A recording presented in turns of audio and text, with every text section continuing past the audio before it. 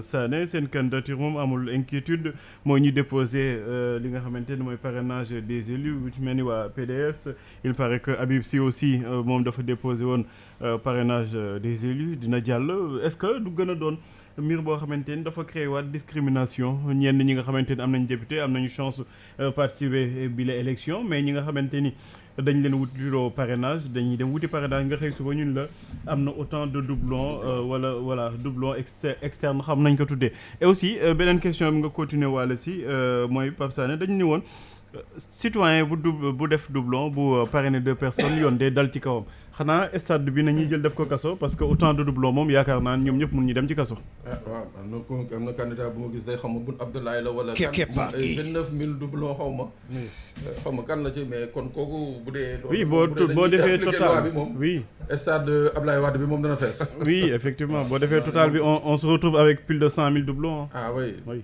non bi ñu commencé ba léegi moom war nañu romb 100 000 doublons yi. oui oui en tout cas daal Pape. oui.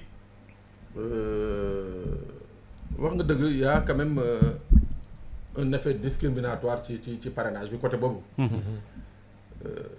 parce que tey sant ñu la nga am 13 députés ci benn espace géographique en fait c'est ça le problème quoi man dama ne ñii demoon dialogue je crois que aussi ah ouais c'est vrai que la plupart ñoom li ñu bëggoon mooy nañ jàll rek quoi. mais parce que man je crois que buñ ma naree imposer man ma war a am ay parrain dans cette région mais kii di war a parrainer parrainage des élus war nañ ko imposer ay députés quand même ñu am une présence nationale quoi c'est-à-dire que ñu ne kii région bu nekk war nga fa am benn député wala cette région war nga fa am député après le reste nii waaw mais léegi nii c'est très facile nga indi sa 13 députés rek de toute façon 13 députés boo ko présenté da ngay jàll d'office. c'est clair.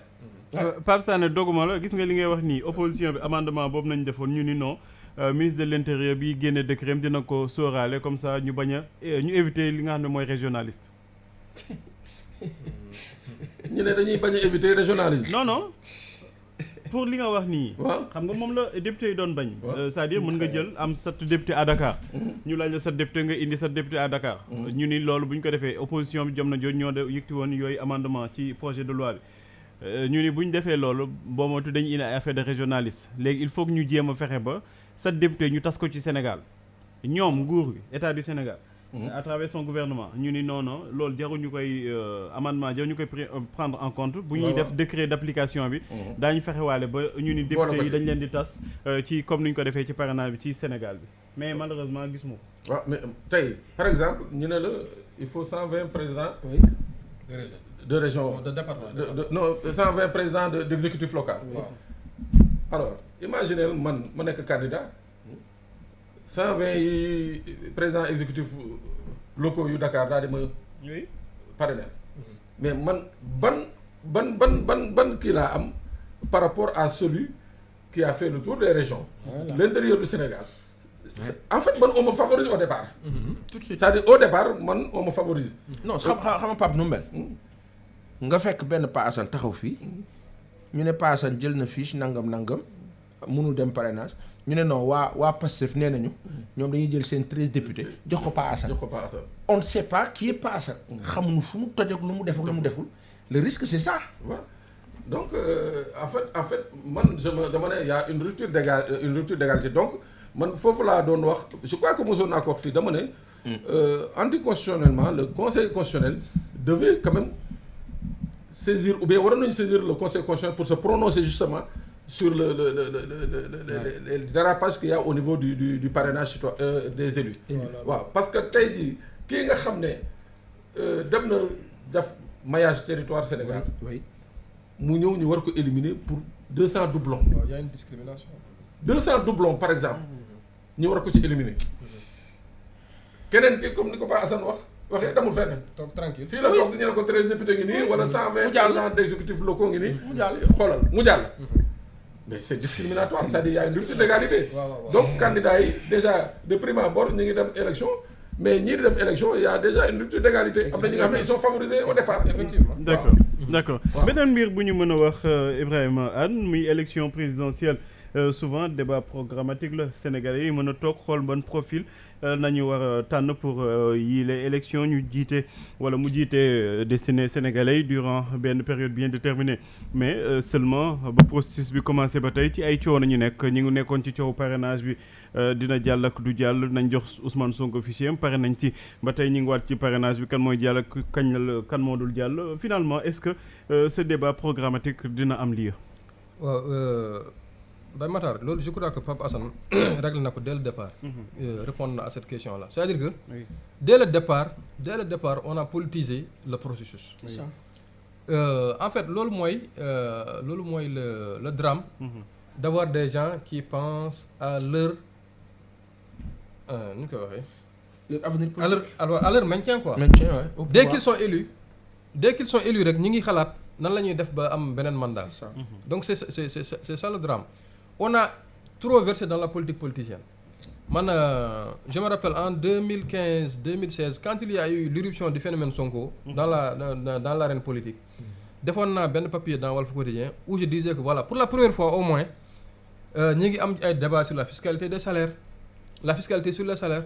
am débat sur la gestion des hydrocarbures les contrats pétroliers ak yooyu alors que avant temps Abdou Diouf Pape Sané peut-être que ak Pa Assane yëpp xam na vous allez vous en rappeler l'éternelle revendication des partis politiques boobu c'était l'accès aux médias d'État. xam nga loolu kenn waxatu ko. médias d'État ba ñu créé ay HCRT créé ensuite ay organes ay CNRA nga xam ne pratiquement aujourd'hui amatuñu sax seen raison d'être quoi. C'est des institutions complètement obsolètes quoi. au temps des émissions plurielles. waaw au temps des émissions voilà émissions yu mel noonu waaw nga xam ne dañuy RTS mooy ngay RTS boobu RTS rek moo amoon. RTS rek nga mën a dem mais actuellement nii y a une floraison médiatique boo xam ne loolu réglé na problème boobu mais bi ñu dépassé loolu. Ensuite Sonko ñëw indi aussi def benn livre solution. di wax ay comment dirais-je ces solutions pour le Sénégal. ñu nekk ci débat yooyu mais quelque temps après ñu duggaat on retombe sur nos travers sur nos mauvaises habitudes. maanaam di wax ay kii yoo xam ne des détails nekk ci détails yooyu nag moo ñu yóbbee ba fii ñu nekk nii. Ces détails là ont parasité le débat politique ils l'ont pollué. ba fi mu ne nii amul kenn koo xam ne mën nga wax ni à part Abdourahmane Diouf peut-être wala Mohamed Boun Abdallah Dionne mais pour l'essentiel en tout cas l'essentiel des candidats qui défilent au niveau du conseil constitutionnel am ci kenn koo xam ne tey jii mën nga wax ne nii la nar a yoree par exemple le Sénégal dans le domaine des hydrocarbures dans le domaine de l'éducation dans le domaine de l'enseignement supérieur yan mébét la am ak yan projet la am pour le Sénégal te loolu comme tu l'as dit c'est très grave donc d'où peut-être que ce sera le link avec ce qu'on a dépassé mooy que on risque de lire des monstres yoo xam ne bon dañuy falu ba pare ensuite di xool léegi nag nan lay def lan la ñu war a def et puis je crois que on a eu comment dirais-je la mauvaise expérience avec Macky Sall en 2012 le président Macky Sall quand il a été élu sur la base du yoonu yokkute. Exact. Mais quand il arrive au pouvoir 2014 rek ce à quoi il pense c'est le programme Sénégal plan Sénégal émergent pour jeter le yoonu yokkute à la poubelle. Donc mu mel ne genre naxe mbaay la par rapport aux électeurs parce que électeur il t'a élu sur ce programme là ensuite tu tournes Kazakh pour lui proposer un programme en tout cas en tout état de cause je crois que actuellement nii ci fii moment bi ñu toll nii les gens devaient être sur des débats programmatiques man c'est pourquoi man des fois sax man loolu des fois man damay naan bon peut-être les gens peuvent dire que je suis complexé mais man élection présidentielle française man li ma koy seetaan ak mbégte bi ma ciy am débat sa waay période France bi ñu tollee ci période bii nii. dañ doon am benn débat boo xam ne y a 5 candidats sur le plateau.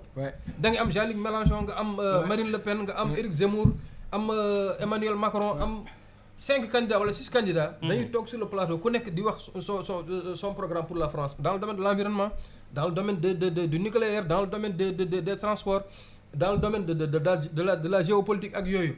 Donc Sénégal actuellement nii parallèlement au parrainage ak parrainage yi ñu nekk nii. waroon nañ nekk ci débat programmatique yooyu nga xam ne peuple bi duñu dem ba 23 jours 21 jours en 21 jours tu peux te faire une idée sur un candidat non mënul nekk il faut aussi qu'on soit sérieux quoi campagne électorale moo war a déterminer donc les gens de prime abord wala 1 mois ou 2 mois à l'avance war nañu am déjà une idée global des programmes des candidats ba nga xam ne tànnin bi dina gën a mën a woyof et puis mu gën a doon aussi njëriñu askan wi.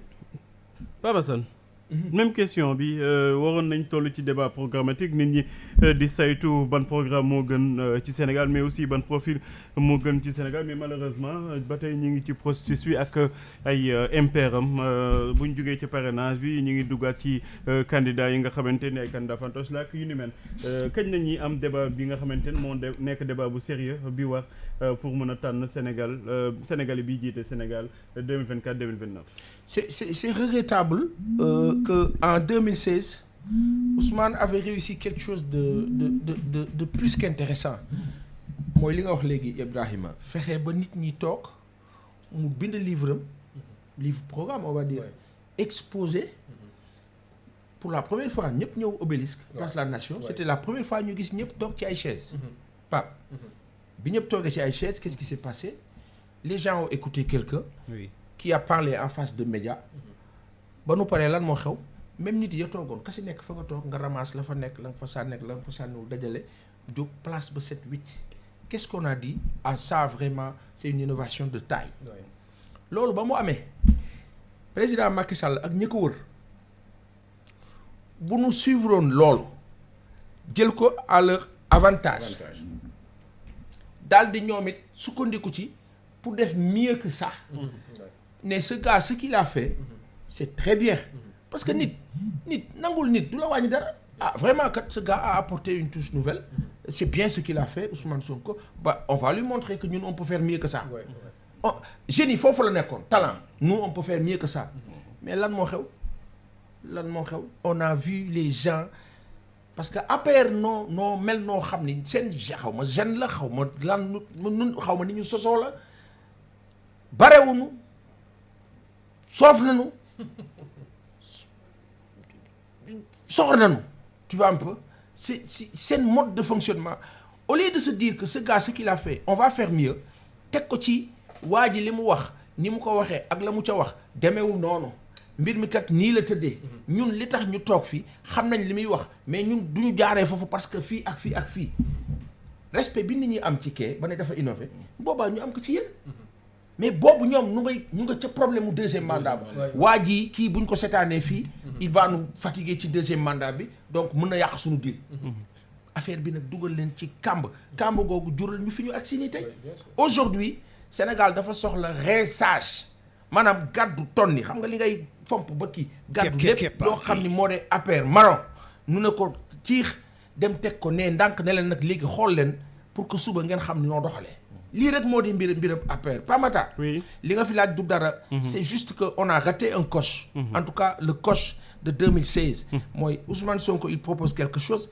que vous soyez d'accord ou pas ayez du respect de la tenue à l'endroit de ce citoyen sénégalais qui apporte quelque chose et vous allez dans le sens génial du terme pour ngeen ne dañuy apporter plus et mieux que ce qu'il a dit bu ko defee mais malheureusement APR ba tey ba sànq 2012 ba 2023 2024 ak nii dugg nañ ci ils n'ont jamais eu le temps de faire focus sur le yoonu yokkute de faire focus ci seen programme de faire focus xoolal ma tëjee fenn ñu ngi dem CAN Pape Sané on est à quoi le 13 là 2 semaines 3 semaines le 10 le 15 tu es à 3 semaines d'une CAN yow yaay champion d'Afrique maanaam yow jël nga ko après 62 ans yoo xam ne daw nga ci donc l'euphorie était à son summum tu n'es pas parvenu à exploiter loolu benn yow diggante bi ngay ne da ngay gérer dëkk bi sur le plan sportif et footballistique yow fexewoo ba yow coupe d'Afrique bi nga jël ak coupe du monde ba nga dem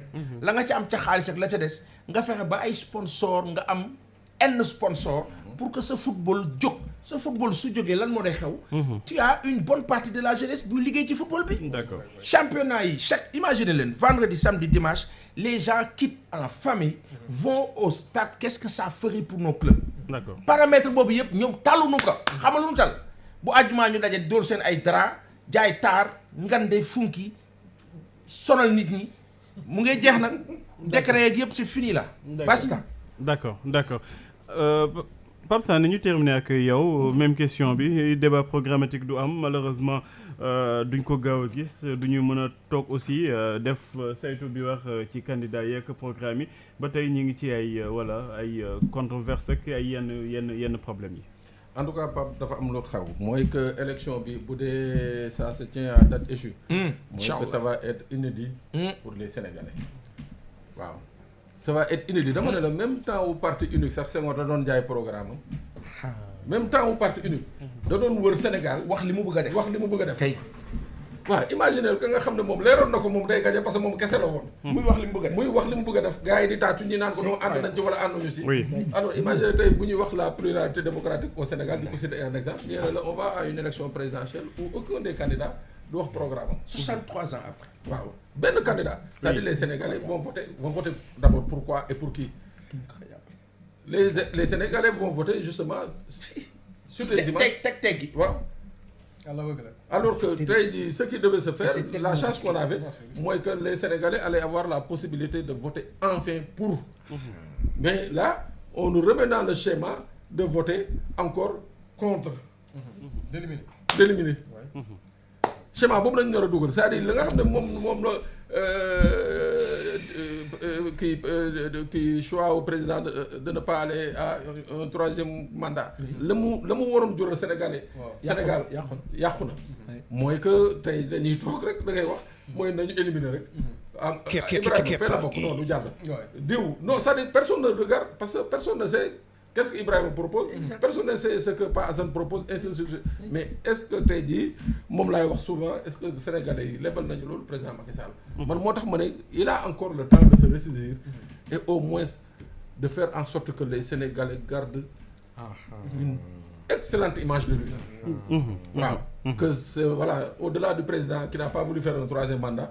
Ça a été le président qui a permis à tous les Sénégalais de concourir et que bàyyi Sénégalais yi ñu choisir ki ñu bëgg choisir sur la base de tel programme ou tel programme. Mais autrement pas. oui. Sélection nañuy dem et voilà daañu dugaat ci benn circuit bi nga xam ne ça va être encore un recommencement au risque même de perdre le cap ou bien vraiment de toogaat di ko rëccuwaat pendant des années yàlla nañ ci yàlla musal. amiin mais Pape Makhtar oui. ana Ndiaga Sylla Ndiaga Sylla fu mu toll ak plainte ba retiré na wala. non dañ ko débouté parce que amul qualité agir. kon jàmm ak jàmm. waaw élection dina am incha allah ci jàmm ak salaam. alors di leen jaajëfal bu baax a baax ñoom Sénégal yi ñu doon topp ci page YouTube bu Walfadjri ku ci mel ni Ibra Seye Guèye Badiane ba ci